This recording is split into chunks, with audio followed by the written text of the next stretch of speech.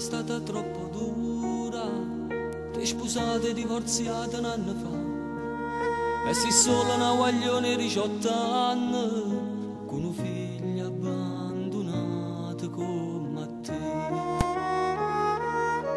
Quando a mestiere tu hai cagnato per campare, come non te ne vai a faticare, non ti importi tutto che stai contento. Basta che tuo figlio cresce e col tempo si vedrà.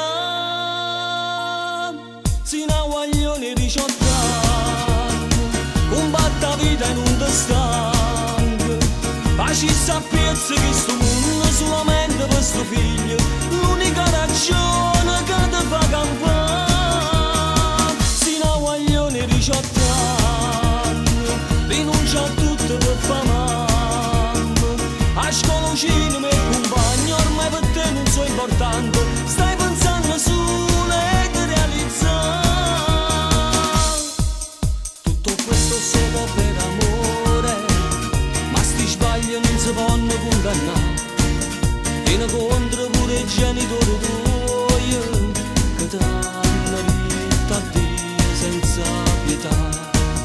Quanti porte che si chiude tu a bussare, ma nessuno che è venuto a dare. Ma tutto questo non ti importa e sei contento. Basta che tuo figlio cresce anche senza il suo papà. Si una guaglione di 18 anni, combatte la vita e non ti stanca. Facci sappiezza che sto mondo solamente per sto figlio, l'unica ragione che ti fa campare. Si una guaglione di 18 anni, rinuncia a tutto per fare mamma.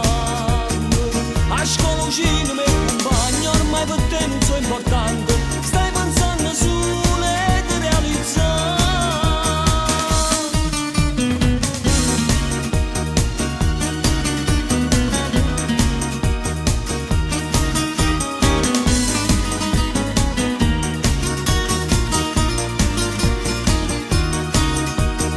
Si una guaglione di 18 anni, rinuncia a tutto per fare mamma. A scuola un cinema